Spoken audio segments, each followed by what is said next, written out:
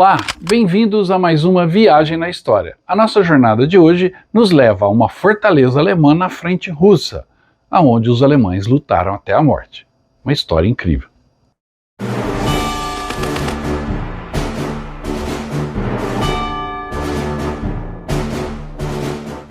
Em 1941, os alemães traíram seus aliados soviéticos e invadiram o território imenso da União Soviética. Avançaram em 3 frentes: ao sul com o objetivo de tomar Stalingrado, ao centro rumo a Moscou e ao norte, onde cercaram e tentaram conquistar a cidade de Leningrado. Os 3 objetivos falharam e, de repente, as tropas de Adolf Hitler estavam recuando no território soviético. Como o avanço das tropas vermelhas parecia inexorável, Adolf Hitler então determinou a criação de fortalezas, pontos aonde os alemães não poderiam recuar mais e teriam que enfrentar o inimigo até o fim, ou como ele dizia, até o amargo fim.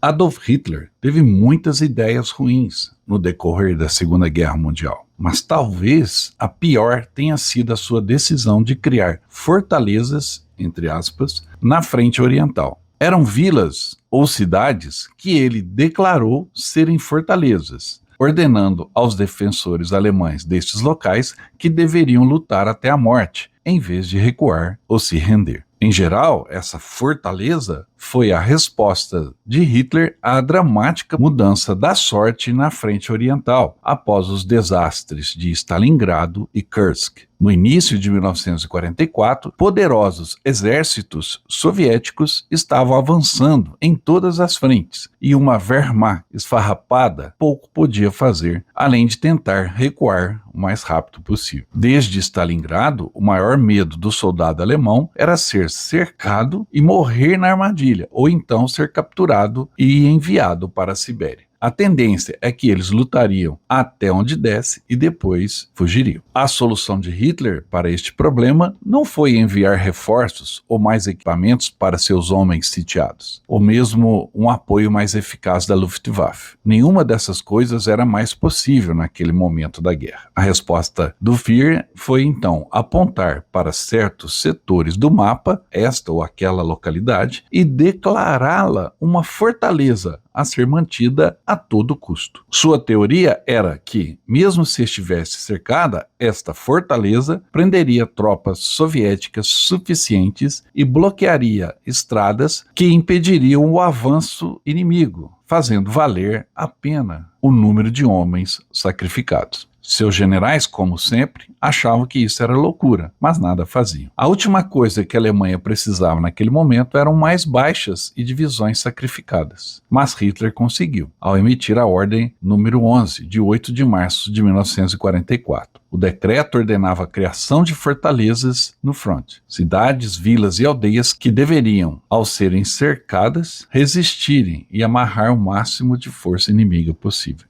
Tarnopol, como os poloneses e alemães chamavam a cidade, também chamada pelos ucranianos de Tarnopil, como é conhecida hoje, tinha uma importância estratégica muito grande. Estava diretamente no caminho das tropas soviéticas em direção ao oeste e possuía um importante entroncamento ferroviário. Defendê-la foi a missão que Hitler deu aos 5.000 soldados que ali estavam, chamando-a de fortaleza. Com isso, o destino dessas tropas estava selado.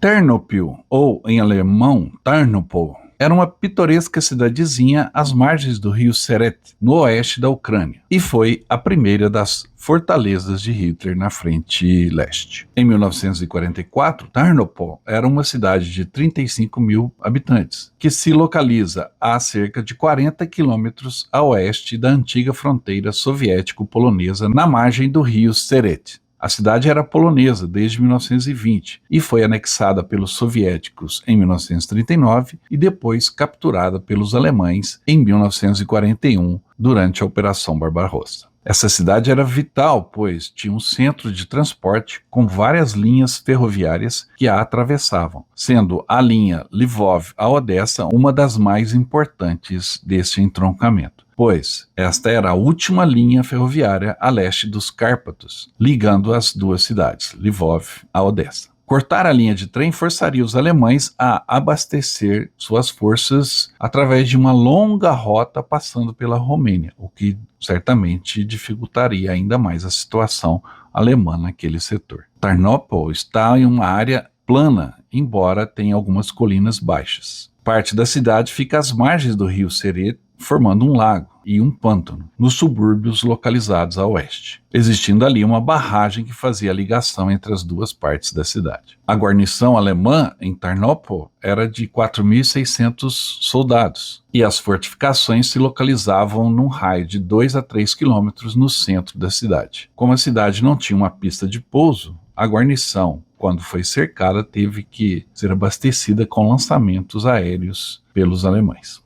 Com a determinação de Hitler de que os alemães em Tarnopol teriam que lutar até o fim, o que aconteceria ali seria premonitório sobre o futuro da Alemanha na Segunda Guerra Mundial. Mesmo com outras batalhas acontecendo ainda hoje em Tarnopol, pois a cidade foi alvo do ataque russo na Guerra da Ucrânia, as marcas dos combates em 1944 ainda estão presentes nas construções da cidade e na memória do seu povo.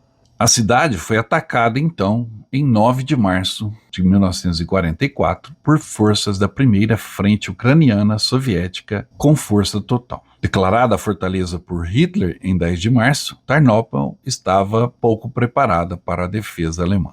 A sua guarnição era composta por 6 batalhões de infantaria, poucas armas pesadas ou canhões antitanques. As rações já estavam faltando e a água potável também era escassa. O primeiro comandante alemão, o general Hans Schrepfer, deu uma olhada em seu novo comando. Disse que a situação era desesperadora e enviou mensagem a Hitler pedindo a permissão para recuar, o que o fez ser demitido sumariamente, sem surpresa nenhuma. Seu substituto, o general Heinrich Kittel, chegou a Tarnopol e logo emitiu a mesma conclusão que o seu antecessor, solicitando permissão para evacuar a cidade. Obviamente o Führer nem respondeu. E enquanto a sucessão acontecia no comando alemão em Tarnopol, uma segunda série de ataques soviéticos aconteceu em 23 de março e a cidade foi finalmente cercada. A única mensagem que receberam era: aguarde uma tentativa de socorro. E essa resposta veio através do despacho de um comboio de caminhões de reabastecimento, sob o comando do general Werner Frieb, acompanhado por um batalhão Panzer e 2 batalhões de Panzer Grenadier. Mas os caminhões nem conseguiram avançar, pois estavam abastecendo 130 quilômetros na retaguarda em Lemberg.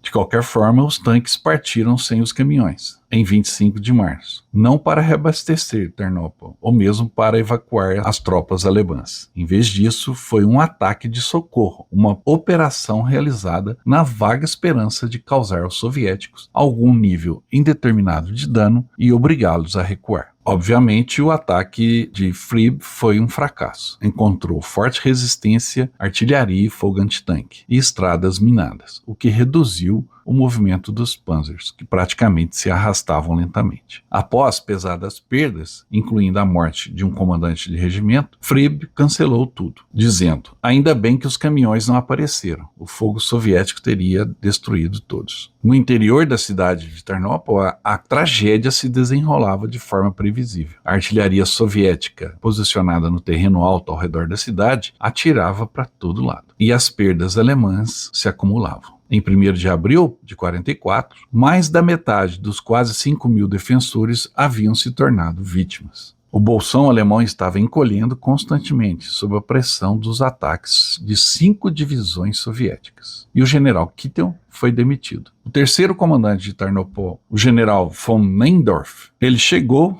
e fez o mesmo pedido que seus 2 antecessores: evacuar a cidade. O que foi respondido da mesma forma: a decisão do Führer, Tarnopol deve ser mantida. A essa altura, o bombardeio soviético era ininterrupto, incluindo morteiros, canhões de todos os calibres e ataques aéreos. O centro da cidade virou um inferno, com os soldados restantes alemães comprimidos em uma zona de menos de 1.000 metros de diâmetro. Cada centímetro era atingido pelo fogo soviético. Uma segunda e última tentativa de socorro alemão em 12 de abril aconteceu, comandado novamente pelo Kampfgruppe Fried, que falhou em meio a uma forte tempestade repentina que transformou as estradas em lama. Fried chegou a poucos quilômetros da cidade, mas não mais perto, e não teve escolha a não ser deixar os defensores de Tarnopol entregues ao seu destino.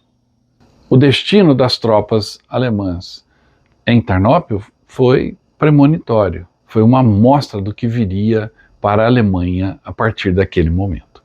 As perdas alemãs foram quase totais, ou o mais próximo possível disso em uma guerra. Dos quase 5.000 homens que defenderam a cidade, 4.545 foram listados como baixas, uma taxa de 99%. Enquanto os panzers de Fried avançavam lentamente, eles se depararam com pequenos grupos de vítimas em estado de choque e cambaleantes, quase irreconhecíveis como soldados alemães. 10 soldados aqui, outros 5 ali, mais 7 na estrada. Ao final, 55 afortunados soldados escaparam do inferno antes que os tanques soviéticos chegassem. Era o 1% de sortudos. Tarnopol foi uma batalha minúscula para os padrões da Frente Oriental. E hoje é uma das muitas batalhas esquecidas da Segunda Guerra Mundial. Apesar de seu tamanho, no entanto, o desastre nos mostra como estava a Wehrmacht em um estado lastimável no início de 1944. Certamente, os alemães ainda poderiam lutar e continuariam a exibir suas proezas táticas e operacionais, até o amargo fim da guerra. As suas formações Panzer e mecanizadas ainda eram formações de elite no combate, e a coesão da unidade permaneceu alta, mesmo em derrotas e desastres. Mas o que aconteceu ali foi um indicativo do futuro da Alemanha. Uma combinação tóxica de atributos militares. Um comandante supremo completamente fora de contato com os seus comandados, fora de sua profundidade e cada vez mais irracional.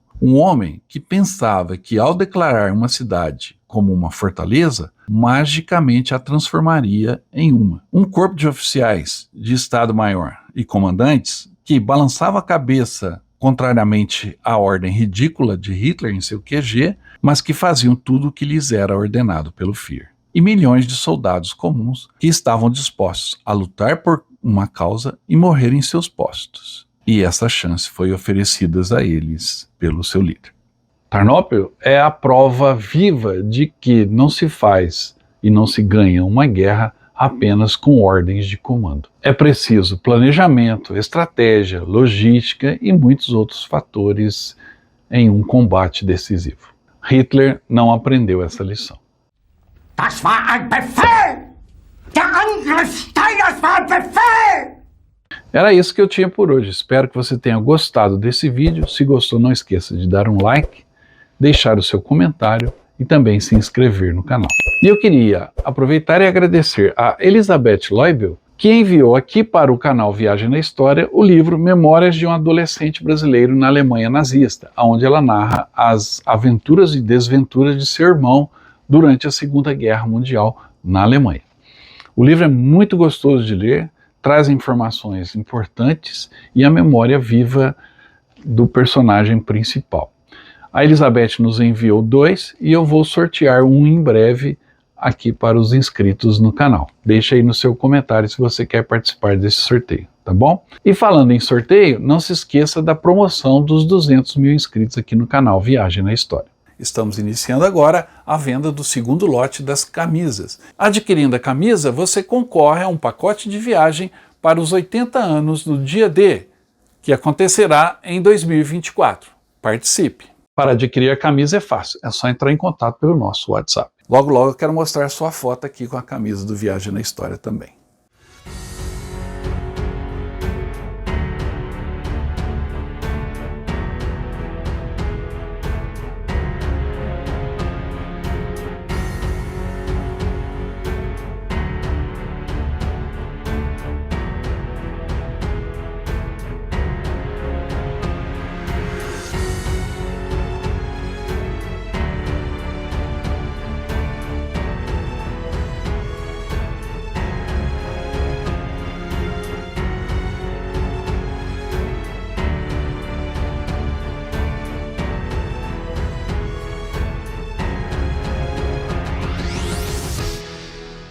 Participe então da promoção.